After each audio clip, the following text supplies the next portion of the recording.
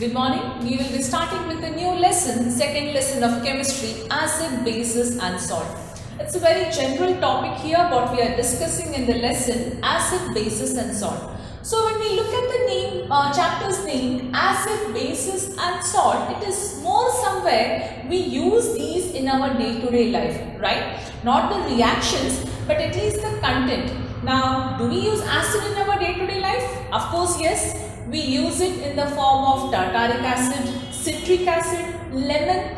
We use it as in curd what we have as a lactic acid, right? These are all acids. Either it is mild or strong, but we consume acid.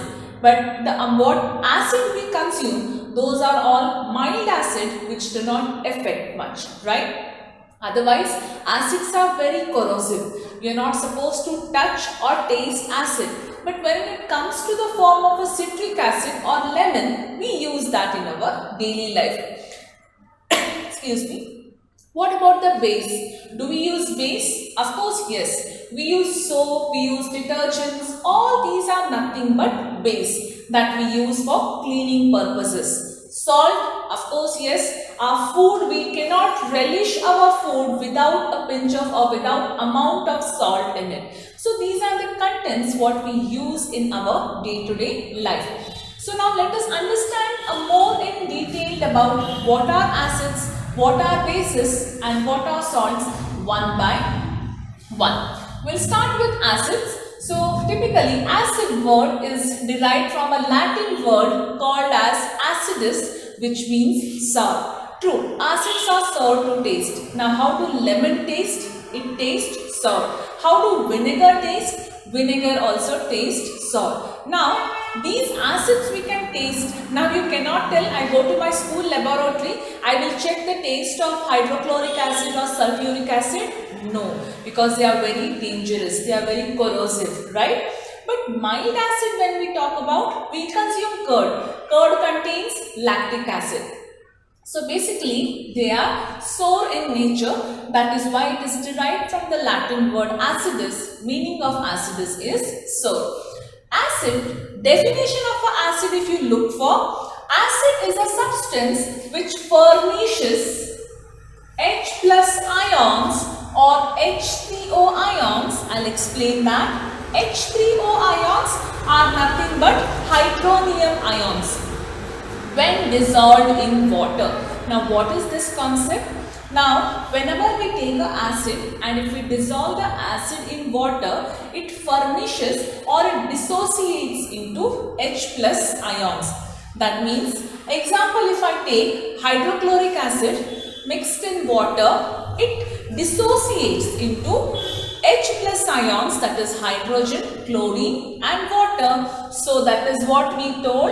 Acid furnishes H plus ions when dissolved in water or H3O ions, which is nothing but hydronium ions. Basically, if they ask you what is an acid, you did not write a Latin word acidus, which means sour. The only definition which stands correct for acid is a substance which furnishes, or also you can use which dissociates H plus ions, or I forgot to write or here, or hydronium ions when dissolved in water. This is the basic definition of an acid. Let's see further more things. What are the properties of acid? We all know that acids are sour to taste. I'll come to this. They give H plus ions in aqueous solution. We already know now what is an aqueous solution. I've written something here. They turn blue litmus to red. You all have done the litmus test in your lower classes. I think in 7th grade when you studied the chapter about acids and bases, litmus paper is a strip of paper. You get the colored papers. One is red color strip and another is blue color strip, right? Suppose if you take a litmus strip, blue color one, dip it under the lemon juice, that's all. Or dip it under the vinegar. What will happen to that blue color strip? It will turn to red. So that is an indication. Suppose if I have 3 colorless liquids, which I don't know which is citric acid in that, I take a litmus paper, blue one, and dip it in the solution one by one, 3 different papers. So whichever solution in which citric acid is there, litmus will turn from blue to red. So that is an indication that this is an acid. About indicators and what are the different types of indicators, we are again studying in detail about that. So there again we will discuss about litmus. Not only litmus paper, we also get litmus as a solution. What is a litmus? Why it is called natural indicator? We will study that further in the lesson. So basically, what are the properties? They are sour to taste. They turn blue litmus to red.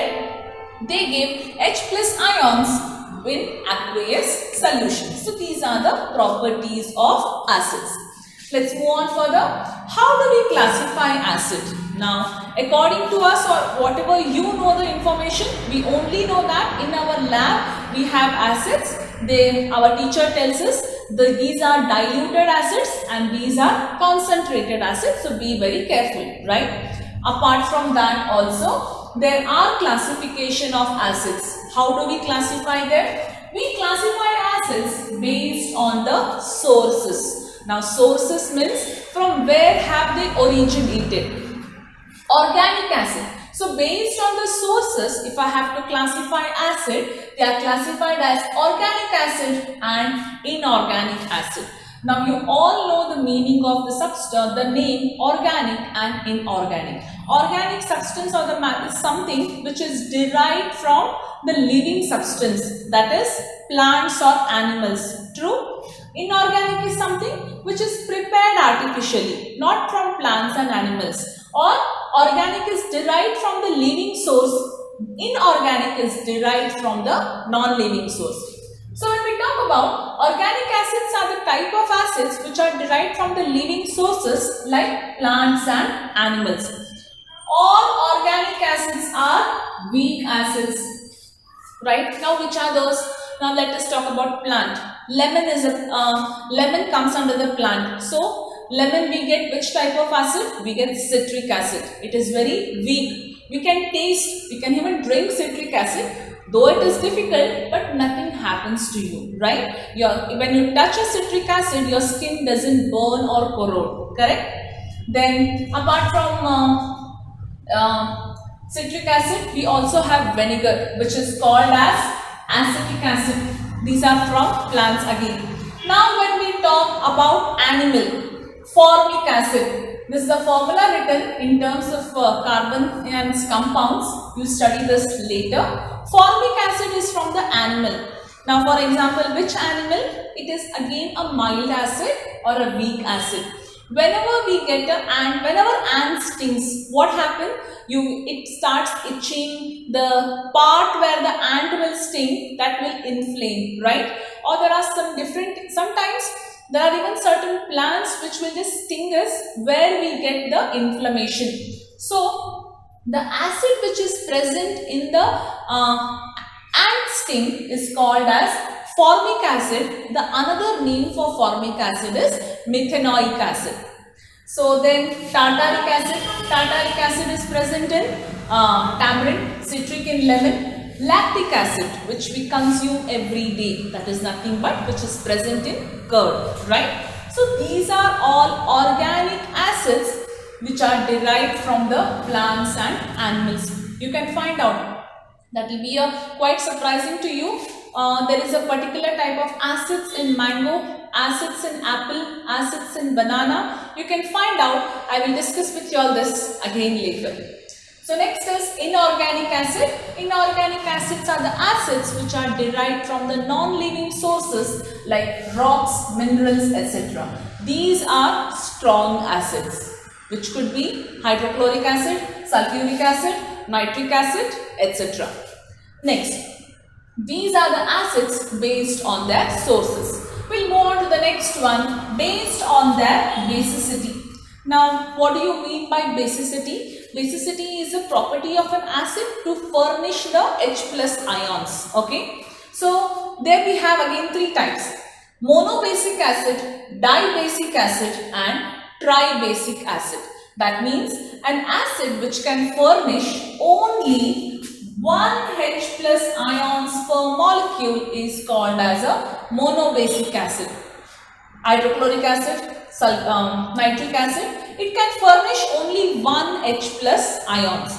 What are dibasic acid then?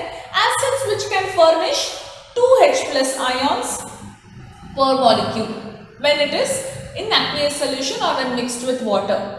Sulfuric acid, H2CO3 is carbonic acid. Where is carbonic acid present? Carbonic acid is present in all the aerated drinks, soda or whatever you have, right? Those contains acid called as carbonic acid.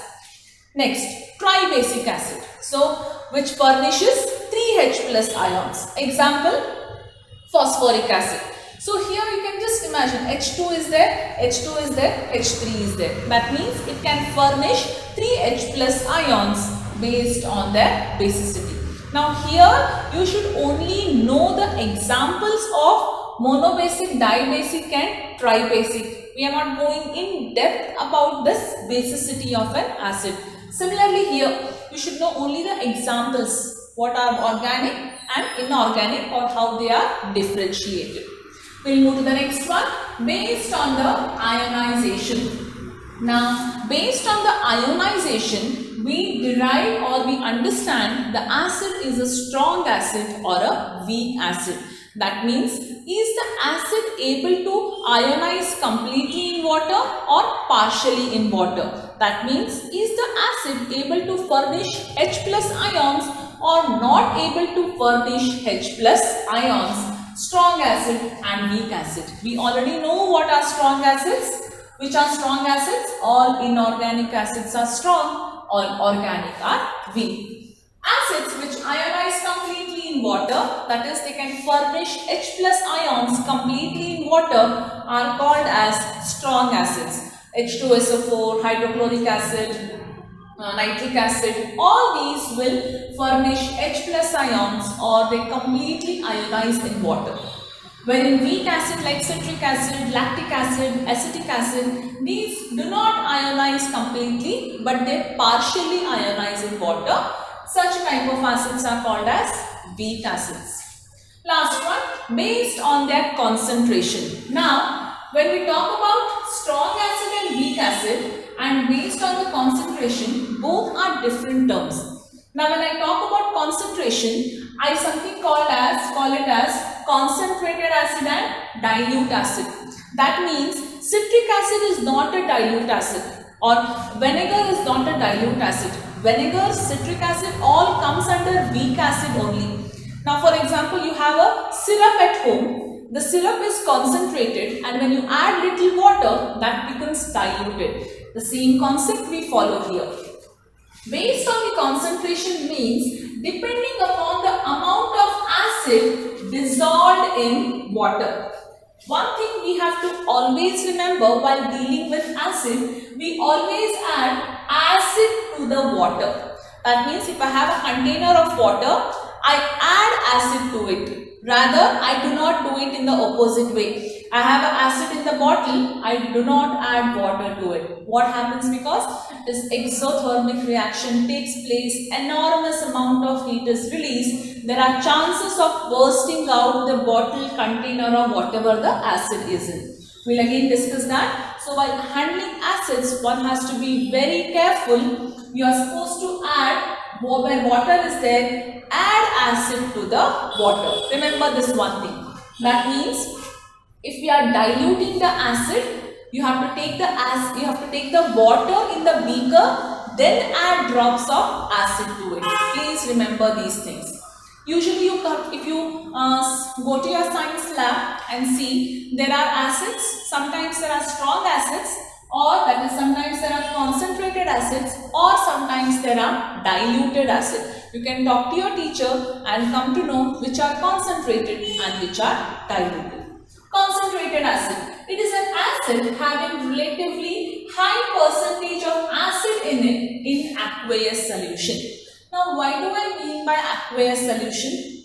Now, you should be knowing that suppose if I have hydrochloric acid concentrated only is is in the form of liquid as well as in the form of powder. Yes, we do get that in a different purposes. That means acids, what I tell, can also exist in any form. It can exist in the powdered form also, wherein I dilute it and make it in the form of an aqueous solution. Now whatever we see in the laboratory, they are liquids, right?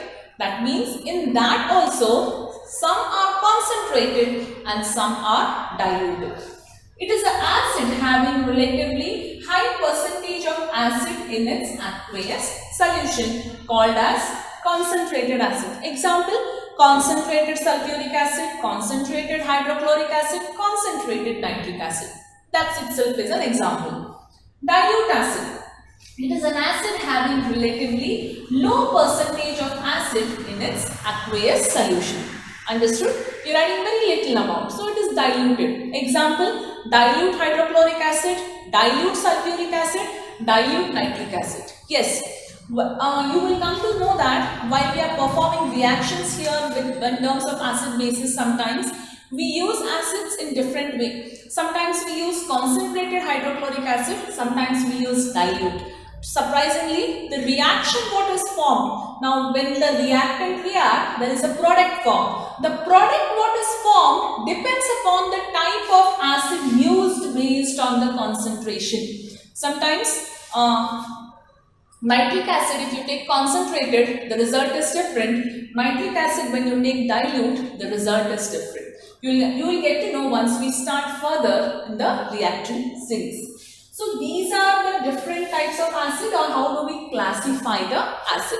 Now let's just see where all we use acids in our day-to-day life, as well what are the different acids and where they are used. Now let us see where all we use this acids. Sometimes even in our day-to-day life also we make use of this knowingly or unknowingly. Sulfuric acid is called as king of all the acids. So it is used in fertilizers, drugs, dyes, explosives, in different chemicals, etc. Hydrochloric acid is used as a cleaning agent in toilet. Now that means we do not use it in the day-to-day basis. Sometimes you might have heard we give an acid wash to our toilet, right? Yes, in that point of time we sometimes use it. It is also used in industries for printing. Nitric acid is used in the production of ammonium nitrate, which in turn produces later fertilizers. Carbonic acid is present in all the soft drinks, aerated drinks what we drink. Boric acid is used for preserving grains. We also come across boric powder where we use it on the carom board. But this boric acid is used for the grains so that it is not affected by sometimes in moisture or in this rain or some humid, or sometimes there are small worms which grow in them, right? To prevent that, we use boric acid. Benzoic acid is used as a food preservative, which is also called as sodium benzoate. So we use that as an artificial food preservative. Like for example, we studied in standard 8 what are the different methods of preserving food. We can preserve it by adding excess oil, sugar, salt, vinegar, etc. Right? But this is an artificial food preservating agent, what we can say. Benzoic acid used as a food preservative.